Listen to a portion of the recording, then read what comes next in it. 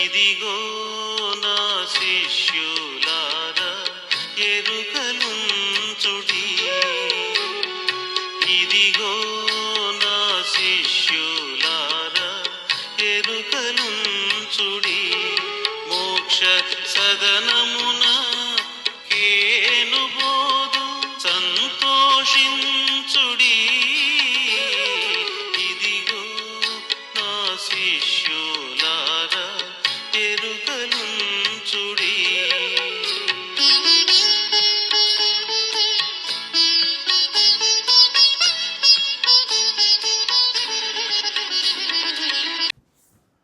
Praise the Lord. క్రీస్తునందు ప్రియమైన సహోదరి సహోదరులారా, ఈ లెంట్ డేస్లో మనం ధ్యానిస్తూ వచ్చిన 12 ఎపిసోడ్స్లో ప్రభు చూపిన కృపను బట్టి నా పక్షంగా ప్రార్థన చేసిన నా ప్రియమైన సహోదరి సహోదరులను బట్టి, దేవుని పిల్లలను బట్టి ప్రభువుకు వందనస్తూనే ఉన్నాను. అయితే ఈ ఉదయకాలం యేసుక్రీస్తు ప్రభు తన పరిచర్యని శిష్యులకు అప్పగించిన విధమును మనము ఈ 13వ ఎపిసోడ్లో ధ్యానం చేయబోతూ ఉన్నాం. చూడండి ప్రియులారా, లూకా సువార్త 22వ అధ్యాయము 38వ వచనంలో ఏమని వ్రాయబడి ఉన్నది? 37-38 చదువుతాను. ఆయన అక్రమకారులలో ఒకడిగా ఎంచబడెను అని వ్రాయబడిన మాట నా యందు నెరవేరవలసి ఉన్నది. ఏలయనగా నన్ను గూర్చిన సంగతి సమాప్తమవుచున్నదని మీతో చెప్పుచున్నాను. నేను చేయవలసిన పరిచర్య భూమి మీద శారీరకంగా నేను చేయవలసిన పరిచర్య సమాప్తమైంది. ఇక్కడ నుండి పరిచర్య మీరు కొనసాగించవలసి ఉంటుంది అని చెప్పి శిష్యులను ఆయన సిద్ధపరిచిన అంశము బహు ప్రాముఖ్యమై ఉన్నది. ప్రతి బోధకుడు, ప్రతి దేవుని సేవకుడు అని చెప్పుకునేవారు, ప్రతి పాస్టరు, ప్రతి పరిచారకుడు, ప్రతి సువార్తికుడు, ప్రతి యేసుక్రీస్తు ప్రభు నామాన్ని ప్రకటించేవారు చాలా జాగ్రత్తగా తెలుసుకోవలసిన అంశాలని ఈ దినము పరిశుద్ధాత్మదేవుడు మన గమనానికి తీసుకొని వస్తూ ఉన్నాడు. ప్రియులరా, లూకా సువార్త 9వ అధ్యాయము 2వ వచనములో దేవుని రాజ్యమును ప్రకటించుటకును రోగులను స్వస్థపరచుటకును వారిని పంపెను. మొట్టమొదట the commission of Jesus to the అపోజల్స్ is healing and the proclamation of the Kingdom of God. దేవుని రాజ్యాన్ని ప్రకటించుట, అనౌన్స్మెంట్, ప్రచురించుట. దాని కొరకే మార్కు సువార్త 6వ అధ్యాయం 7వ వచనములో అంటాడంటే, ఆయన 12 శిష్యులను తన యొద్దకు పిలిచి వారిని ఇద్దరిద్దరినిగా పంపుచు అపవిత్రాత్మల మీద వారికి అధికారం ఇచ్చి అన్నారు. చూడండి, ఇప్పుడు 3 విషయాలు చూస్తూ వచ్చాం. 1, దేవుని రాజ్యమును ప్రకటించు. 2, రోగులను స్వస్థపరచు. 3వది, అపవిత్రాత్మల మీద అధికారం తీసుకో అన్నాడు. ఈ దినాల్లో మనము సేవకులని పిలువబడుతూ సంఘాలు పెట్టుకున్నామని, సువార్త ప్రకటిస్తున్నామని చెప్తూ ఏమేమి విషయాల మీద మనం దృష్టి ఉంచుతున్నామో ఒక్కసారి పునర్విమర్శ చేసుకోవాల్సిన అవసరం ఎంతైనా ఉంది. నా ప్రియమైన సహోదరి సహోదరులారా, దేవుని పరిచర్యలో వాడబడుతున్న నా ప్రియ తోటి సహోదరులారా, చూడండి, యోహాను సువార్త 18వ అధ్యాయం 36వ వచనంలో ఏమంటారంటే, నా రాజ్యము ఈ లోక సంబంధమైనది కాదు, నా రాజ్యము ఈ లోక సంబంధమైనదైతే నేను యూదులకు అప్పగింపబడకుండున్నట్లు నా సేవకులు పోరాడుదురు. 11 మంది 11 కత్తులు తీసుకొని చుట్టూ నిలబడితే, గుదియలు పట్టుకొని నిలబడితే ఎవరు వస్తారు? అది కాదు నా రాజ్యం, అది కాదు అన్నాడు ఆయన. నా రాజ్యం ఈ లోక సంబంధమైనది కాదు. మొదట అది ఎరగవలసిన వారంగా ఉన్నాం. మత్తయి సువార్త 10వ అధ్యాయం 7వ వచనములు అంటాడు, పరలోక రాజ్యము సమీపించి ఉన్నదని ప్రకటించుడి. సమీపమైంది, పరలోక రాజ్యం సమీపంగా ఉన్నది. మారు మనసు పొంది రక్షణ పొందితే అసలు పరలోకాన్ని నీ ఆత్మలో ఇక్కడే ఇప్పుడే అనుభవించగలవని యేసుక్రీస్తు ప్రభు జ్ఞాపకం చేస్తూ ఉన్నాడు. అలాగే వారికి కొన్ని నియమాలు జ్ఞాపకం చేశాడు. ప్రియులరా, ఆ నియమాలు చదువుతుంటే మరి నిజంగా మనం అలాగ ఉన్నామా, అలాగే చేయగలుగుతున్నామా? ఒకసారి మనల్ని మనము పరీక్షించుకోవాల్సిన అవసరం ఎంతైనా ఉన్నది. లూకాసు వార్త 10:5 ఏమన్నారంటే, మీరు ఏ ఇంటనైనను ప్రవేశించినప్పుడు ఈ ఇంటికి సమాధానమౌనుగాక అని మొదట చెప్పుడి అన్నాడు. మొదట సమాధానము కావాలి ఆ ఇంట్లో. అది సమాధాన గృహమై ఉండాలి. అది ప్రభువును చేర్చుకోవటానికి ఇష్టపడిన గృహమై ఉండాలి. అంతేనండోయ్, అంతేకాదండోయ్, ఇంకొక మాట అన్నారు ఆయన. మార్కు సువార్త 6:10 ఏమన్నారంటే, మరియు ఆయన వారితో ఇట్లనెను, మీరెక్కడ ఒక ఇంట ప్రవేశించెదరో అక్కడ నుండి మీరు బయలుదేరు వరకు ఆ ఇంటనే బస చేయుడి.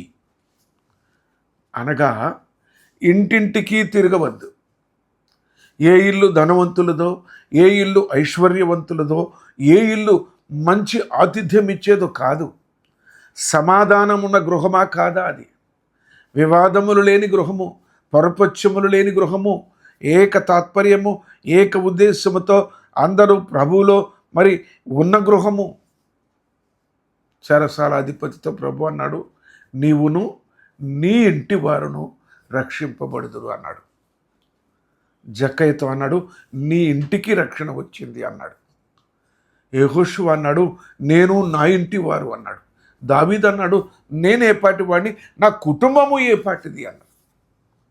కనుక ప్రియులరా, ఎలాంటి ఇంటికి వెళ్తున్నారు, ఎలాంటి ఇంటిని దర్శిస్తున్నాము, ఈ విషయం చాలా ప్రాముఖ్యమైనది. ఎందుకంటే మరి నశించిన ఆత్మల దగ్గరికి కూడా వెళ్ళాలి కదా బ్రదర్ అంటే, అది మరొక తరుణంలో ప్రభు మనతో మాట్లాడినారు, అది కూడా జ్ఞాపకం చేసుకుందాం.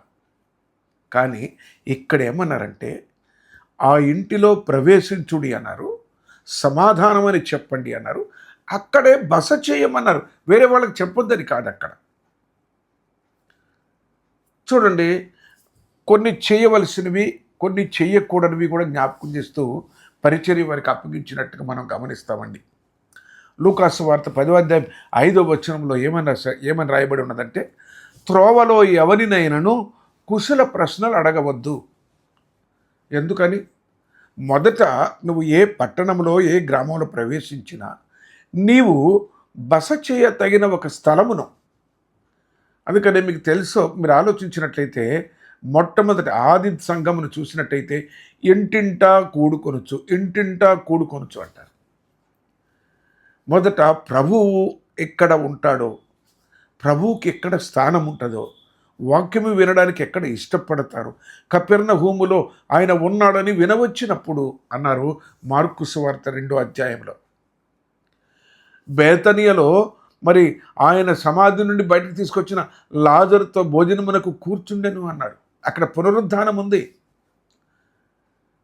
కపెర్నహూములో అక్కడ స్వస్థత ఉంది, అక్కడ దేవుని వాక్యం ఉంది. ప్రియులరా, ఇవన్నీ దేవుడు ముందే, యేసుక్రీస్తు ప్రభు ముందే తన శిష్యులకి ఎంత చక్కగా ఆ యొక్క మిషన్ గురించి చెప్పినారు. అపోస్తలిక్ మిషన్ ఎలా ఉండాలని అపోస్తలులకు బోధిస్తూ వచ్చారు ఆయన. మత్తయి సువార్త 10:5 ఏమంటారంటే, 12 మందిని పంపుచు వారిని చూచి వారికి ఆజ్ఞాపించినది ఏమనగా, మీరు అన్యజనుల దారిలోనికి వెళ్ళకుడి అన్నాడు. మనం ఈ దినాల్లో ఏం చేస్తున్నామంటే, ఎక్కడ ప్రభుని వాళ్ళు కాదంటారు అక్కడికే వెళ్ళి మనం అక్కడ చెప్పగలిగినాము అనుకుంటున్నాము. అన్ని జనులుగా భావించిన వారి దగ్గరికి వెళ్ళవద్దన్నారు ప్రభు. ఈ విషయం ఎలాగ మనము మరి పాటించగలమో ఆలోచించాల్సిన అవసరం ఎంతైనా ఉంది. 10:5 ఏమన్నాడు, సమరయుల ఏ పట్టణములోనైనాను ప్రవేశింపకుడి కానీ. ప్రియులరా, ఆయన మరొక నియమం చెప్పారు. మత్తయి సువార్త 10:9 ఒక నియమం చెప్పారు. మీ సంచులలో బంగారమునైనను, వెండినైనను, రాగినైనను, ప్రయాణము కొరకు జాలెనైనను 2 అంగీలనైనను చెప్పులనైనను చేతి కర్రనైనను సిద్ధపరచుకొనకుడి.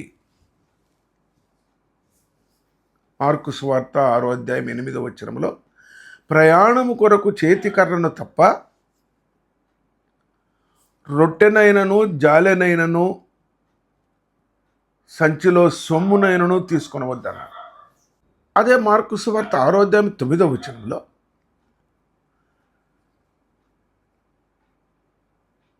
చెప్పులు తొడుగుకొనుడనియు 2 అంగీలు వేసుకొనవద్దని వారికి ఆజ్ఞాపించాను అని రాయబడి ఉంది.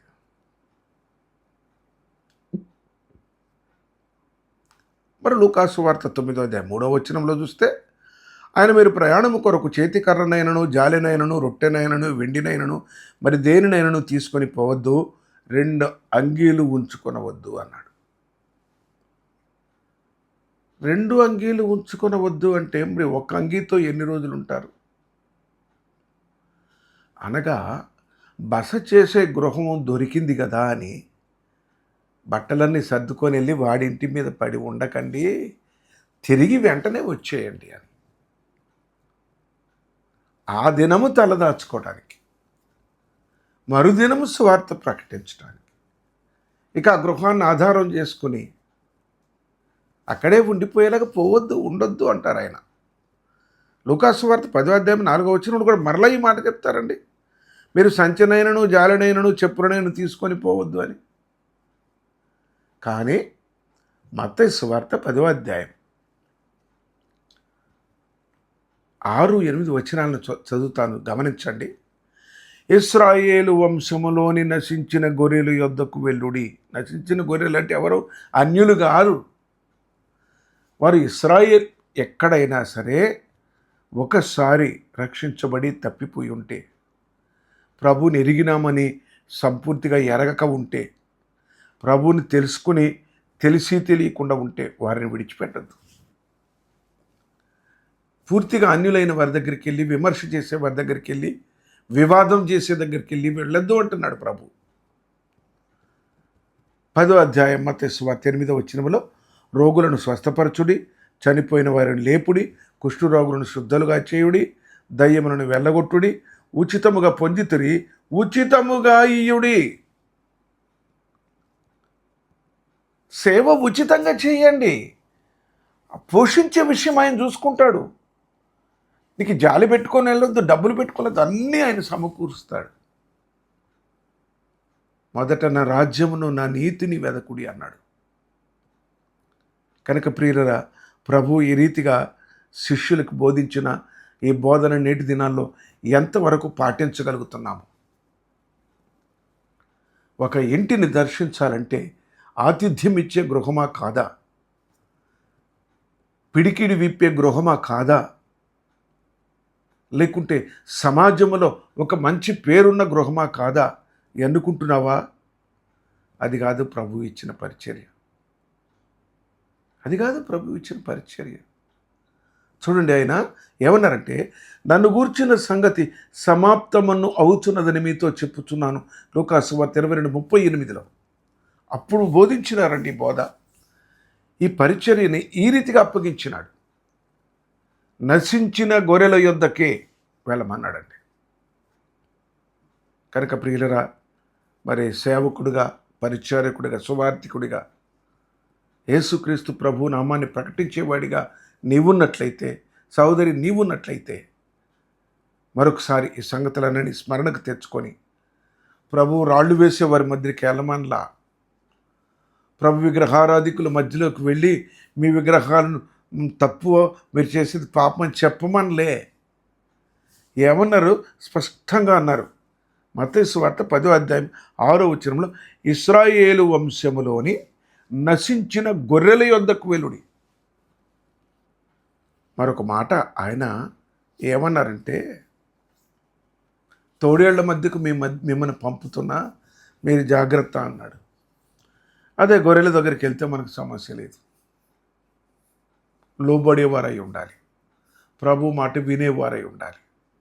నువ్వు చెప్పిన వర్తమానం అది మంచి నేలను పడిన విత్తనం వలె మొలకెత్తేలాగా అలాంటి హృదయం గల వారై ఉండాలి, వారి మధ్యకు వెళ్ళాలి. అందుకని శుభమని చెప్పండి, ఆ ఇంట ప్రవేశించండి, అక్కడే బస చేయండి. అనగా అపోస్తలులను చేర్చుకునే గృహముకే వెళ్ళాలి. ఈ రీతిగా పరిచర్యలో ప్రభు మనకు అప్పగించిన అనేక బాధ్యతలని, అనేక సూచనల్ని గమనించి మనము ముందుకు సాగుదముగాక. ప్రార్థన చేసుకుందాం. ప్రేమ కలిగిన తండ్రి, పరిశుద్ధుడైన దేవ, మాకు చాలా సంగతులు మీరు బోధించినారు.